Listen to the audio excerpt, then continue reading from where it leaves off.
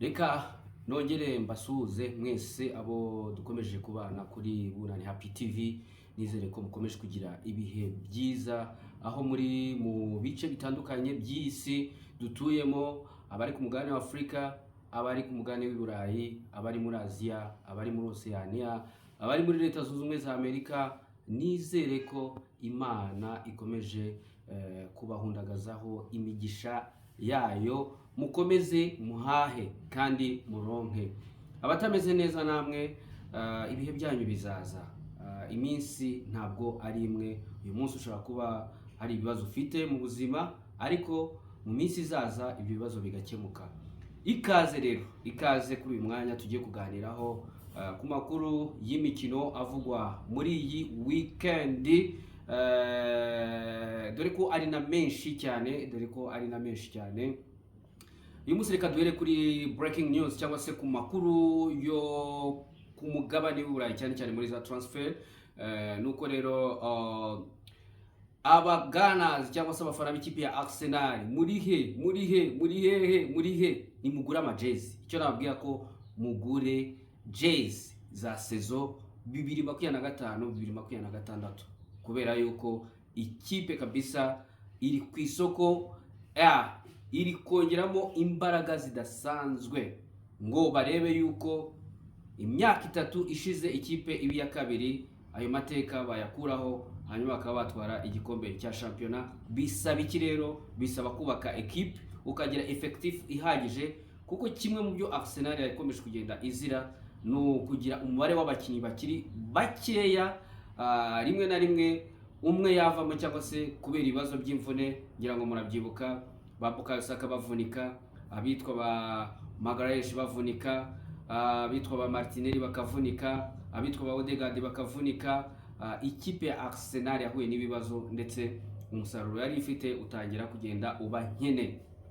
So amakuru agezweho rero nuko bamaze, cyangwa se ikipe ya Arsenal yarayerekanye umusore witwa Noni Madueke w'imyaka 23. Ikipe ya Arsenal ikaba yamusinyishije imyaka 5 yose akinira ikipe ya Arsenal. Uyu mukino ukiri mutoya rero, wavukiye mu gihugu cy'Ubwongereza, akaba ari n'Umwongereza, akaba avuye mu ikipe ya Chelsea. Yari amazemo imyaka igera kuri 2, dore ko yari yaragiyemo muri 2023 avuye muri PSV Eindhoven. Aguzwa ngahe? Yari yaguzwe £30 z'amapound. Ikipe ya Chelsea niyo mafaranga yari yamuguze ava muri PSV Eindhoven. Hanyuma iramusinyisha rero, yari akiri ku myaka 20, none ubu ngubu yari afite imyaka 21 ikipe ya Chelsea yamuguraga. Ubu rero akaba yarayimazemo imyaka igera kuri 2. Noni Madueke yaguzwe n'ikipe ya Arsenal ku mafaranga angana na miliyoni 48 z'amapound. Miliyoni 48 z'amapound, ariko hakaziyongeraho ibyo bita add-on zigera kuri miliyoni 4, bityo bikaba miliyoni 52 zose z'amapound. Uyu mukinnyi rero akaba ari umukinnyi ukina ku ruhande rw'iburyo, asatira umwanya Bukayo Saka asanzwe akinamo.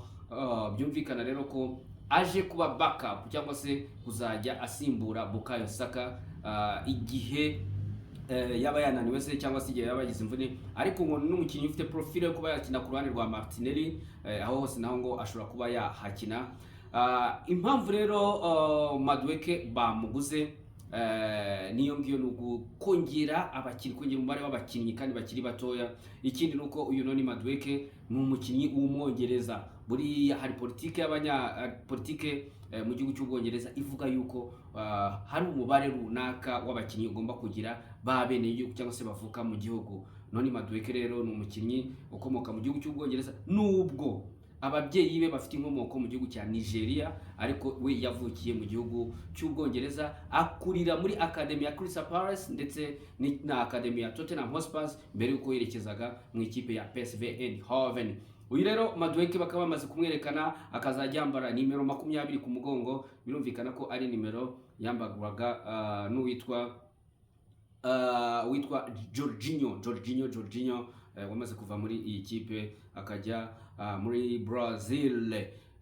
Byumvikana rero ko uyu Madueke ari umukinnyi bidasubirwaho w'ikipe ya Arsenal. Ni umukinnyi ufite imibare myiza, ni umukinnyi ufite imibare itari mibi, dore ko rero ngo numwe mu bakinnyi burya batera mu izamu kenshi, numwe mu bakinnyi bafite amadribble cyangwa se bazi gucenga cyane, numwe mu bakinnyi bashobora gutanga assist, numwe mu bakinnyi bashobora gutsinda ibitego, dore ko no muri saison yashize yatsinze ibitego bigera ku 10 abitsinda ikipe ya Chelsea, yafashije Chelsea gutwara igikombe cya UEFA Nations League uyu mwaka nyine. Iki gikombe yaragitwaye, ndetse yarari mu ikipe yatwaye igikombe cy'isi cy'amaclub cyaberaga muri Amerika.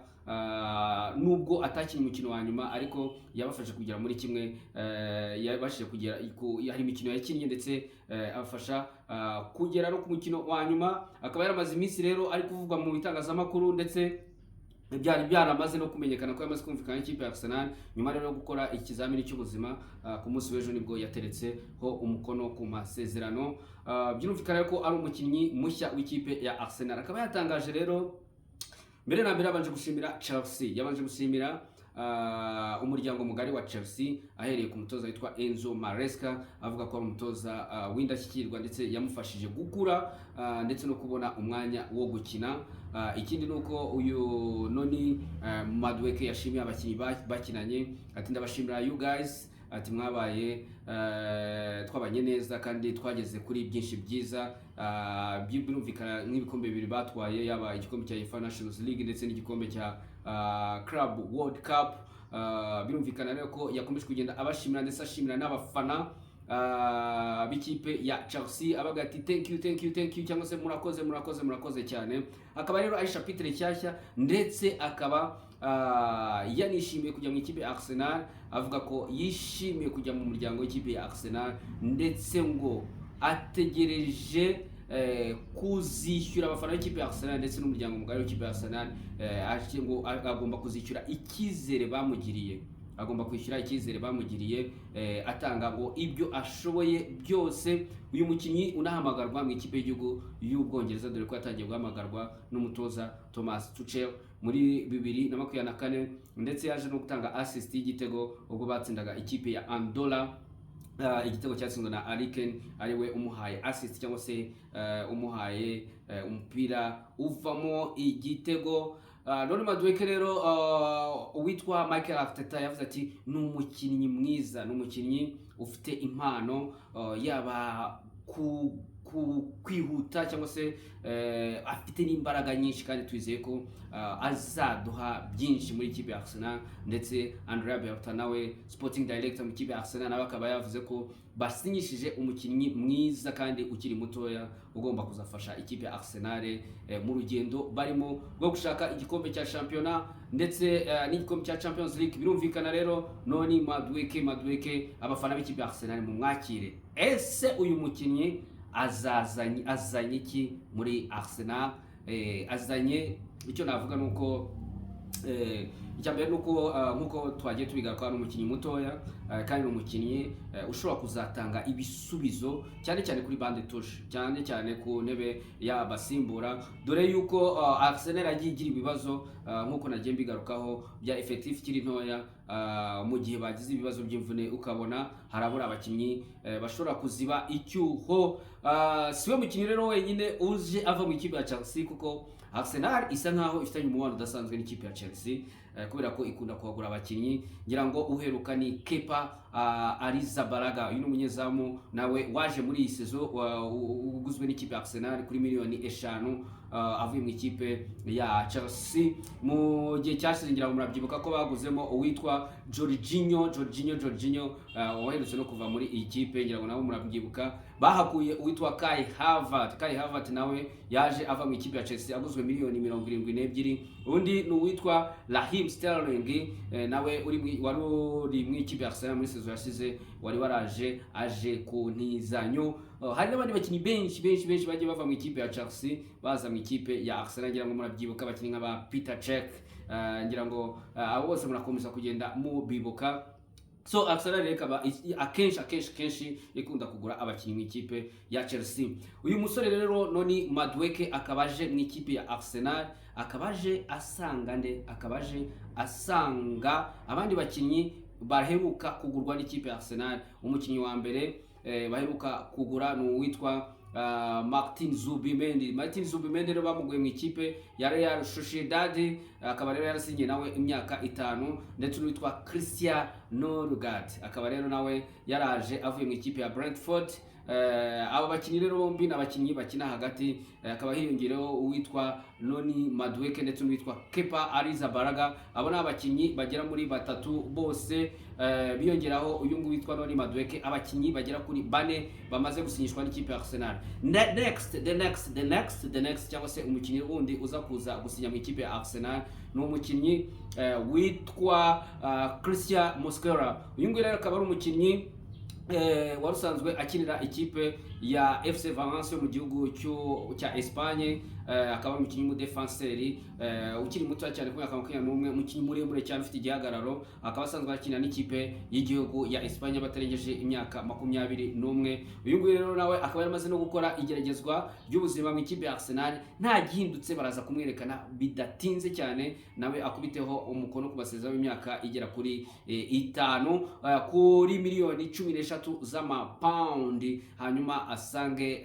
abagenzi be mu myitozo, dore ko ashobora azajya asimbura uwitwa William Saliba, cyangwa se ashobora no kuba yakina ku ruhande rw'iburyo, aho bakunda kwita kuri kabiri. Ariko kandi Arsenal iracyari ku isoko, ngo baracyabura abandi bakinnyi 2 bashobora kuza bagasinyira iyi kipe, barimo uwitwa Victor Gyökeres umaze iminsi avugwa cyane muri ku isoko ry'abakinnyi. Akaba rero uyu Gyökeres yakinaga ikipe ya Sporting Lisbon, ndetse akaba yaranze no kujya mu myitozo y'iyi kipe kugeza ibya transfer ye birangiye. Yamaze rero kumvikana n'ikipe ya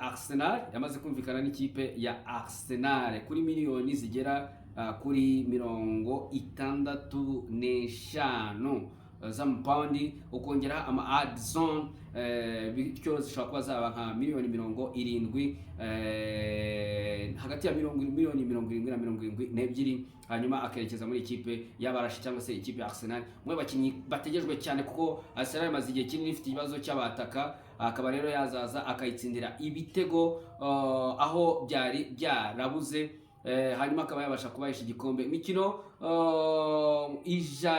hafi 102 yatsinzemo ibitego bigera muri hejuru ya 90, byumvikana rero ko ari umukinnyi utegejwe cyane ikipe ya Arsenal. Bamaze kumvikana, ariko ntabwo ibya transfer ye birarangira, haracyaburamo detail ntoya cyane kugira ngo aze afashe ikipe kuba yayisinyira. Uyu rero Victor Gyökeres arategerejwe cyane kabisa n'abafana b'ikipe ya Arsenal.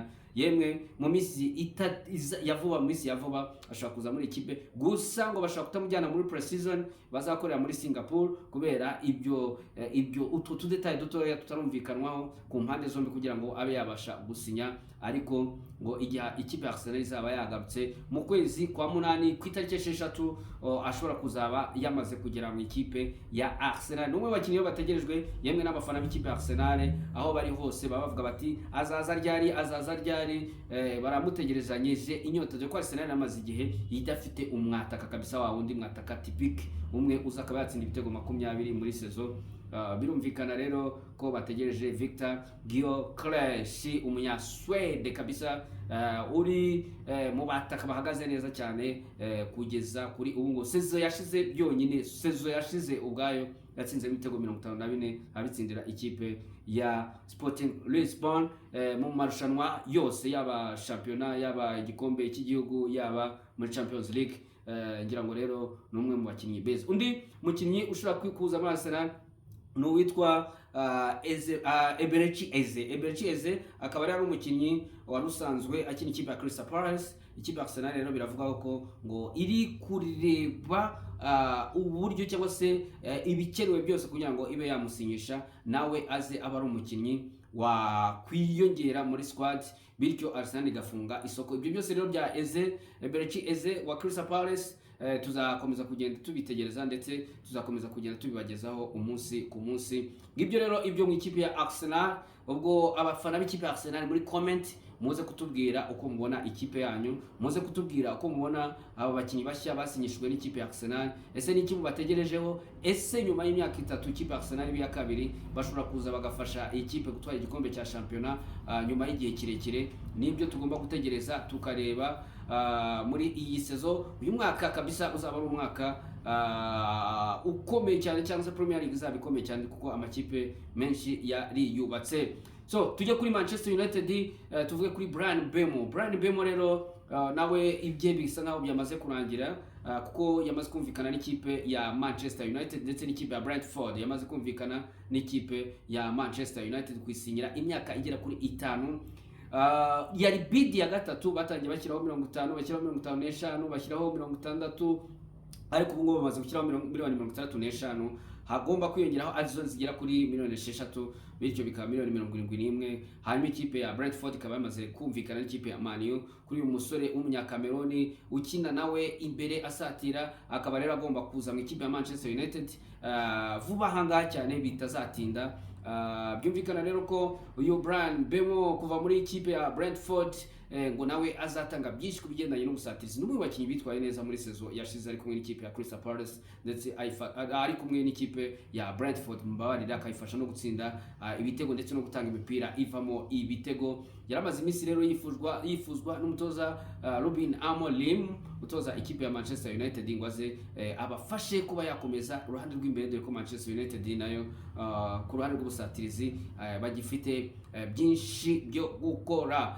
Bryan Mbeumo rero ku myaka 5 miliyoni 71 agomba kuza muri Man U.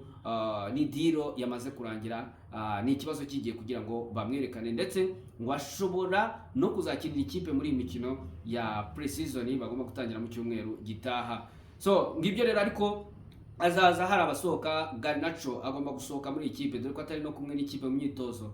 Witwa Jadon Sancho nawe agomba gusohoka muri ikipe ya Manchester United. Witwa Anthony nawe nuko nguko waramaze iminsi ari mu ntizanyo muri Real Sociedad, nashobora gusohoka muri ikipe. Undi ushobora gusohoka n'uwitwa Marcus Rashford nawe sezo yashize yayimaze mu ikipe ya Aston Villa. Uyu mwaka rero ngo ashobora kuba nawe yava muri ikipe cyangwa se yasohoka muri iyi kipe agasohoka dore ko adacana waka witwa Ruben Amorim. So ngibyo rero muri makeya ibya transfer zivugwa ziriho, hari n'izindi nyinshi zivugwa ariko izi ngizi nizo ziri potential transfer news cyangwa se amakuru kabisa yamwe yizewe ari ku isoko y'igura n'igurishwa ry'abakinnyi ku mugabane w'Uburayi. Ibindi turakomeza kujya tubigarukaho mu biganiro byacu. Mukomeze mukore subscribe, ukomeze ukore like, ukomeze ukore comment, ukomeze ukore share cyangwa se usangiza abandi link ya YouTube channel Bunani Happy TV, ubundi kuko u Rwanda rukwiye ibyiza